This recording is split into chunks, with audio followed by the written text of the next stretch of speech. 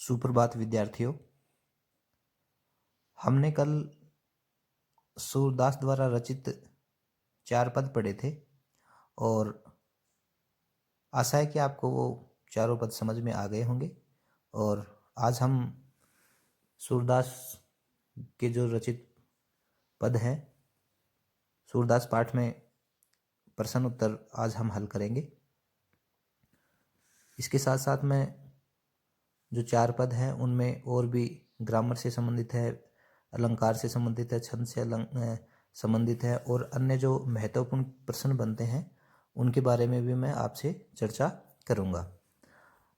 पहला क्वेश्चन है, गोपियों द्वारा उद्धव को भाग्यवान कहने में क्या व्यंग्य निहित है। मतलब गोपियां हैं जो उद्धव को भाग्यवान क्यों बता रही हैं।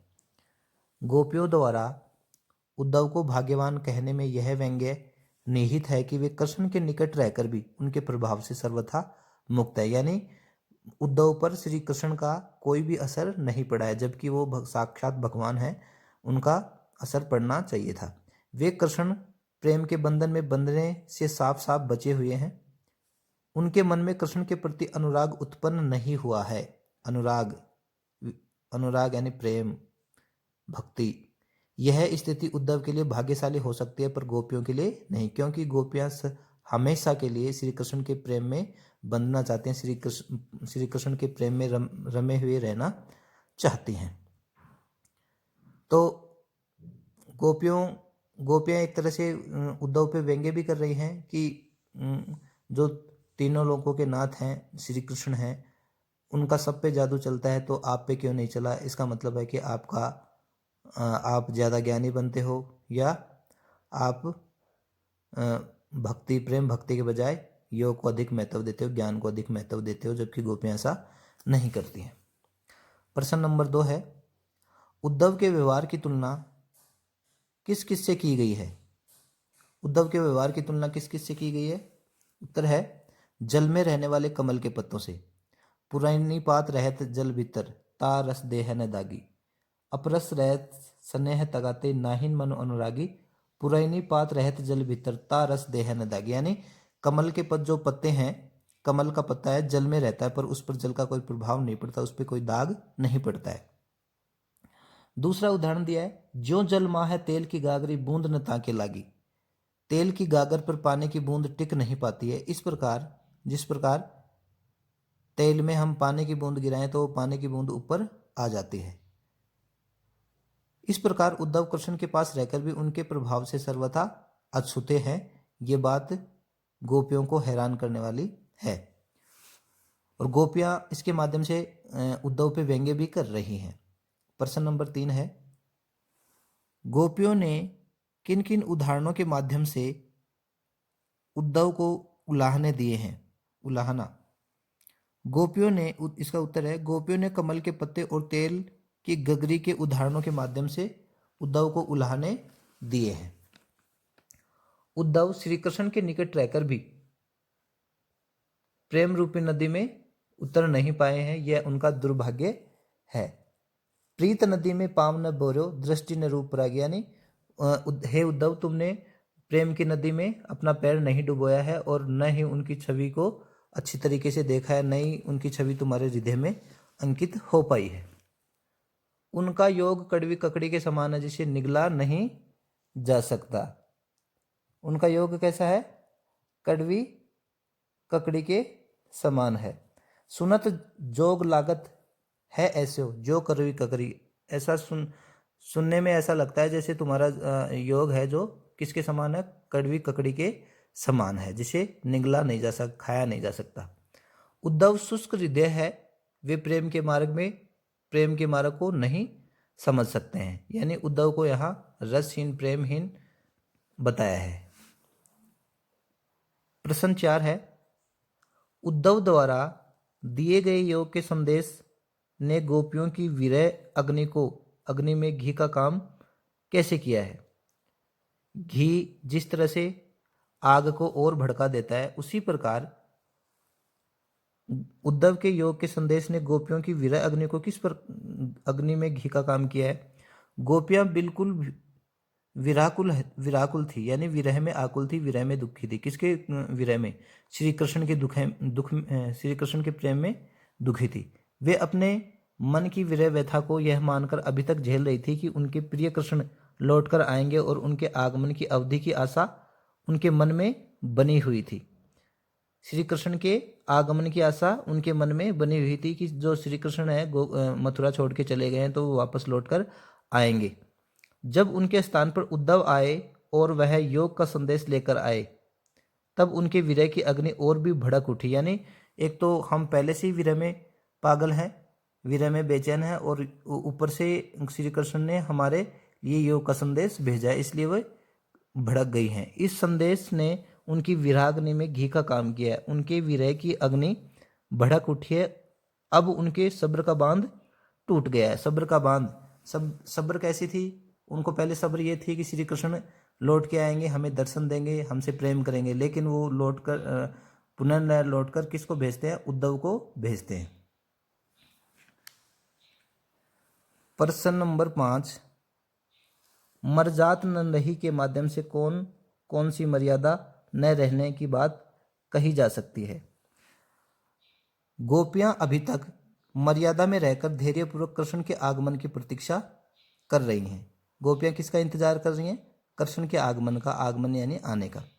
उद्धव के योग संदेश के बाद उनकी मर्यादा जाती रही है। अब उनकी प्रतिष्ठा नहीं रही गई है। बंद रहस्य सबके सामने प्रकट हो गया है।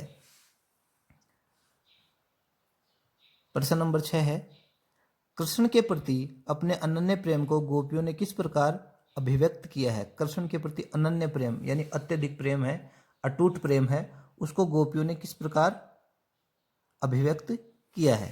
कृष्ण के प्रति अपने अनन्य प्रेम को गोपियों ने कई प्रकार से अभिव्यक्त किया है।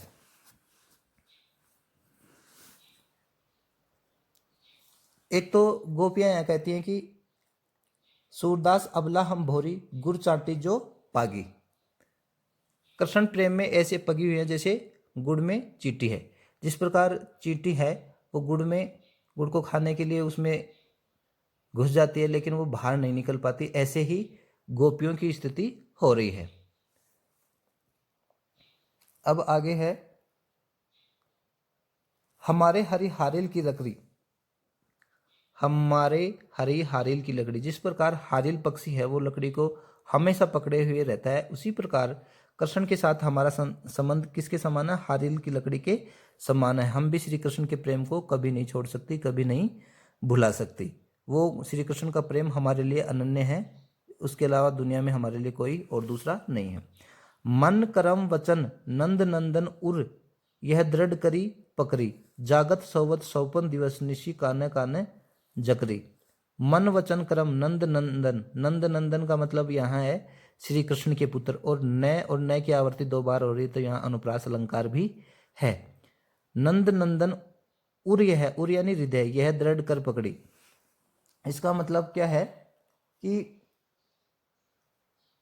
श्री कृष्ण ही उनके एकमात्र सहारा है। अब उन्हें कृष्ण के नाम की रट लगी रहती है। इसका कारण यह है कि वे कृष्ण की स्मृति के सारे जीवित रहता है, उनके नाम की रट लगाए रहती हैं।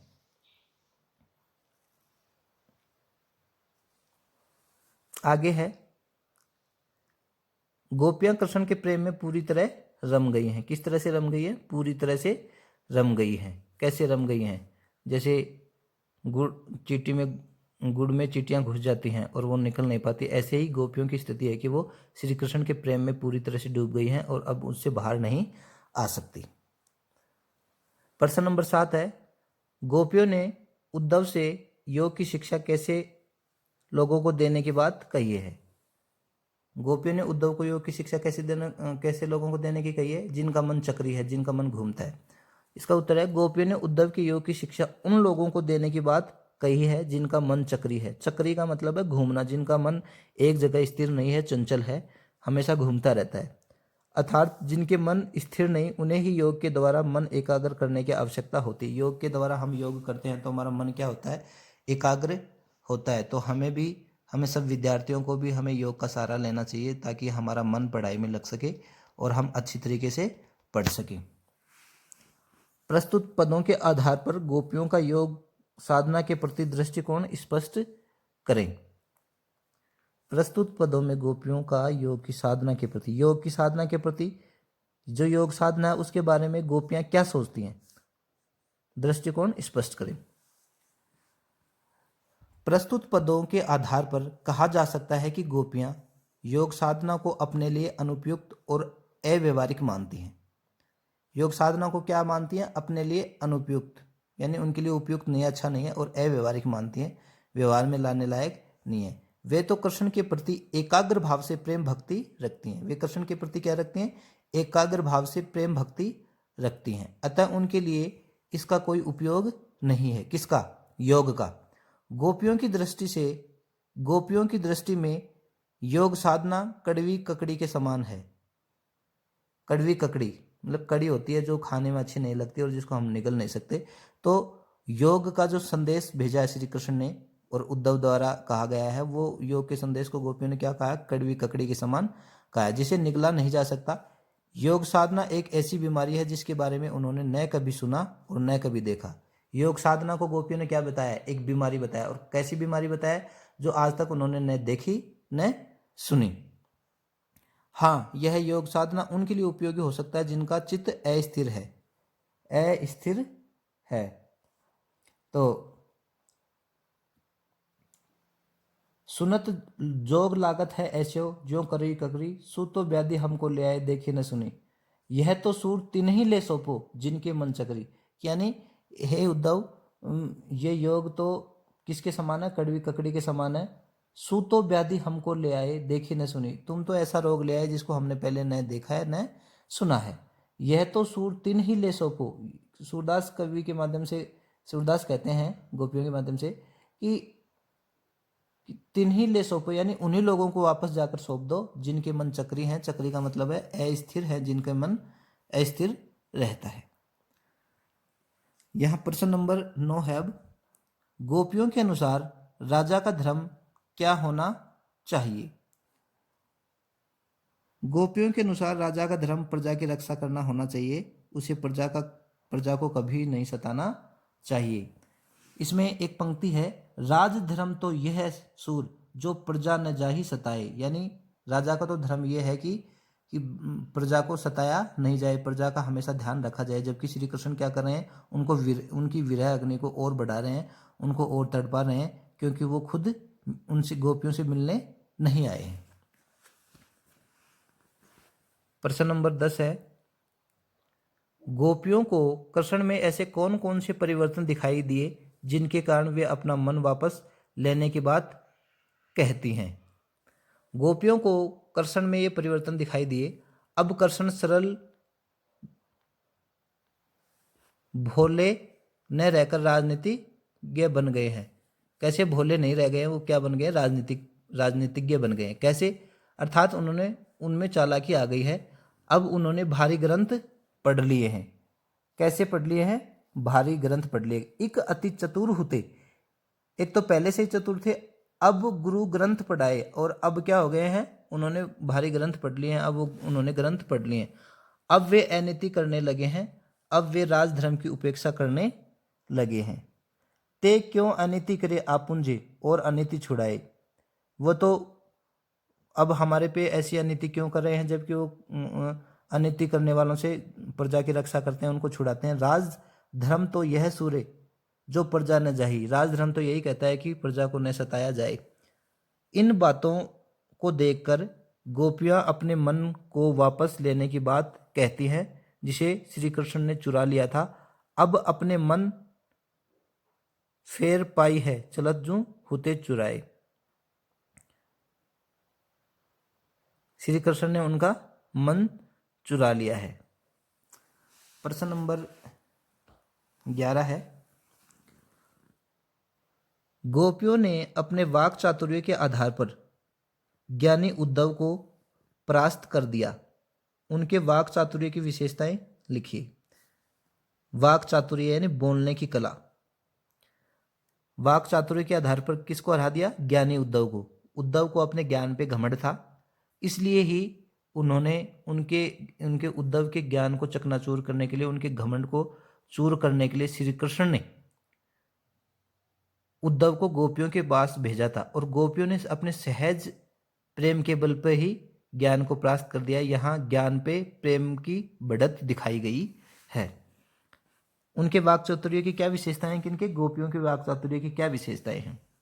गोपियां अपने वाक चातुर्य के बल पर उद्धव को चुप करा देती हैं। कैसे चुप करा देते हैं? एक तो तार्किकता है उनमें। गोपियां अपनी बात तर्कपूर्ण ढंग से कहती हैं। गोपियां तर्क देकर बताती हैं कि योग साधना की आवश्यकता उन्हें है जिनका चित्त स्थिर नहीं है, क्योंकि योग यही तो काम करता है। गोपियां कहती हैं कि अपना जो योग संदेश है उसकी हमें जरूरत नहीं है, ये हमारे लिए उपयुक्त नहीं है, ये अव्यवहारिक है, क्योंकि योग साधना की तो उनको जरूरत होती है, उनको आवश्यकता होती है जिनका मन स्थिर नहीं है। और योग क्या करता है? लोगों के मन को स्थिर करता है। दूसरा है वचन वक्रता। गोपियां अपने वचनों से उद्धव की बातों को काट देती हैं। वे योग साधना को अनदेखी अनसुनी बीमारी बताती हैं। गोपियां योग को क्या कहती हैं? सुनत जोग लागत है ऐसो, ज्यों करई ककड़ी, सूतो व्याधि हमको ले आए, देखी सुनी न करी। कि हे उद्धव, आप तो एक ऐसी व्याधि, ऐसी बीमारी ले आए हो जिसको न हमने कभी देखी है और न कभी सुनी है। तो इसके माध्यम से वो जो उद्धव है वो निरुत्तर हो जाते हैं, उनके सहज उत्तर के सामने निरुत्तर हो जाते हैं, जबकि उद्धव है अपने ज्ञान पे उन्हें बहुत घमंड है। व्यंग्यात्मकता। गोपियां उद्धव पर कठोर व्यंग्य करती हैं। वे उसे बड़भागी बताती हैं, तो इसमें भी व्यंग्य है, उसे भाग्यहीन बताती हैं। उद्धव तुम हो अति बड़भागी, अपरस रहत स्नेह तगाते, नाहिन मन अनुरागी, पुरैनी पात रहत जल भीतर, तारस देहन दागी। कि हे उद्धव, तुम तो बहुत बुद्धिमान हो। जिस प्रकार से कमल का पत्ता है वो पानी में रहता है फिर भी उस पर दाग नहीं लगता, उस पर पानी का कोई असर नहीं पड़ता, उसी प्रकार तुम श्री कृष्ण के पास रहकर भी श्री कृष्ण का तुम्हारे ऊपर कोई प्रभाव नहीं पड़ा है, जबकि हम उनके प्रेम में रात दिन बेचैन हैं, पागल हैं, व्याकुल हैं। उपालंब, उपालंब यानी उलाहना। गोपियां उद्धव के माध्यम से प्रेम का उपालंब देती हैं। वे उनके परिवर्तित व्यवहार पर भी उपालंब देती हैं। किसके परिवर्तित व्यवहार पे? श्री कृष्ण के परिवर्तित व्यवहार पे वो क्या करती हैं? गोपियां उनको उपालंब देती हैं। तो एक क्वेश्चन ये है कि गोपियों ने योग की शिक्षा को किसके समान बताया है? किसके समान बताया है? गोपियों ने योग की शिक्षा को कड़वी ककड़ी के समान बताया है, जिसे हम न खा सकते हैं न अंदर ले जा सकते हैं। गोपियों ने उद्धव के योग की शिक्षा कैसे लोगों को देने की बात की है? ऐसे लोगों को देने की बात की है जिनका मन स्थिर नहीं है, जिनका मन चक्री हो गया है। एक गोपियों ने हरि को हारिल की लकड़ी कहा है। क्यों कहा है? क्योंकि गोपियों ने हरि को हारिल की लकड़ी इसलिए कहा है क्योंकि उनके लिए हरि ही एकमात्र, कृष्ण ही एकमात्र आश्रय है। हारिल पक्षी लकड़ी को अपने पंजों में दबाए रखता है ताकि वह पेड़ का एहसास करता रहे। गोपियां भी हरि के सारे जीवित हैं। गोपियां जोग को व्याधि क्यों मानती हैं? गोपियां जोग को व्याधि इसलिए मानती है क्योंकि जोग की अवस्था में वे स्वयं स्वस्थ नहीं रह पाती। यह एक प्रकार की बीमारी है, सहज नहीं है। कृष्ण के बिना गोपियों की दशा कैसी हो गई है? कृष्ण के बिना गोपियों की दशा अत्यंत खराब हो गई है। वे सोते जागते सौपन में दिन रात कृष्ण के प्रेम की रट लगाए रहती हैं। तो ये महत्वपूर्ण क्वेश्चंस थे इनके।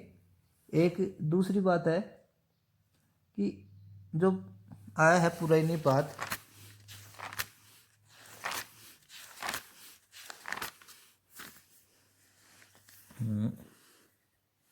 ये आया है पुरैनी पात, पै और पै की आवर्ती है यहाँ। तो यहाँ कौन सा अलंकार हो जाएगा? अनुप्रास अलंकार हो जाएगा। और है जो जो जलमा है, ज्यों त्यों, ऐसे शब्द जहाँ आते हैं वहाँ उत्प्रेक्षा अलंकार होता है। और प्रीत नदी में पाँव न बोरो, प्रीत नदी यानी प्रेम रूपी नदी में उन्होंने पाँव नहीं डुबोया है। तो इस प्रकार से यहाँ रूपक अलंकार है और सूरदास ने ब्रज भाषा का प्रयोग किया है। विद्यार्थियों, आशा है कि आपको ये प्रश्न जरूर समझ में आए होंगे। एक 12वां प्रश्न है, संकलित पदों को ध्यान में रखते हुए सूर ने भ्रमर की मुख्य विशेषताएं, भ्रमर गीत की मुख्य विशेषताएं बताइए।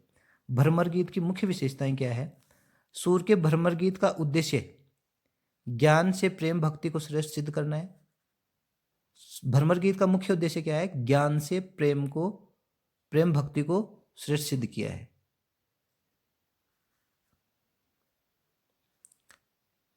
प्रेम ही सर्वश्रेष्ठ है। भ्रमर गीत की गोपियां योग को कड़वी ककड़ी के समान बताती हैं, इसे अव्यवहारिक बताती है। भ्रमर गीत में उद्धव गोपियों के व्यंग्य बाण झेलने पड़ते हैं।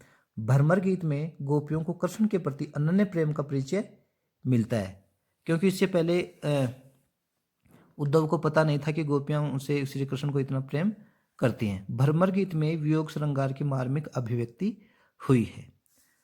सूर के भ्रमर गीत में वचन वक्रता का श्रेष्ठ रूप देखने को मिलता है, क्योंकि उच्च कोटि का उपालंब है। भ्रमर गीत में निर्गुण ब्रह्मा के विरोध के स्वर उभरे हैं। निर्गुण ब्रह्मा का विरोध किया गया है। निर्गुण जिसका रंग रूप न हो, जिसका कोई आकार नहीं हो, यहाँ निर्गुण ब्रह्म का उपासक कबीर है और सूर किसके हैं? सगुण भक्ति के। भ्रमर गीत में गोपियों के माध्यम से योग साधना को निरर्थक और अव्यवहारिक बताया है। इसमें ज्ञान पर प्रेम की विजय अंकित की गई है। प्रेम की विजय होती है अंत में। भ्रमर गीत में मनोवैज्ञानिक पक्ष का विशेष ध्यान रखा गया है। इसमें संगीतात्मकता का गुण विद्यमान है। इसमें व्यंग्य का समावेश है। भ्रमर गीत के माध्यम से गोपियों का श्री कृष्ण के प्रति अनन्य प्रेम प्रकट हुआ है। तो प्यारे विद्यार्थियों, ये आज के इस सूरदास पाठ के प्रश्न उत्तर थे। आपको आशा है कि आपको ये बहुत समझ में आ गए होंगे और आप अपने घर में रहिए, अपने स्वास्थ्य का ध्यान रखिए, समय का ध्यान रखिए और अपनी ऑनलाइन क्लासेज का फ़ायदा उठाइए और अपनी पढ़ाई को निरंतर जारी रखिए। नमस्कार।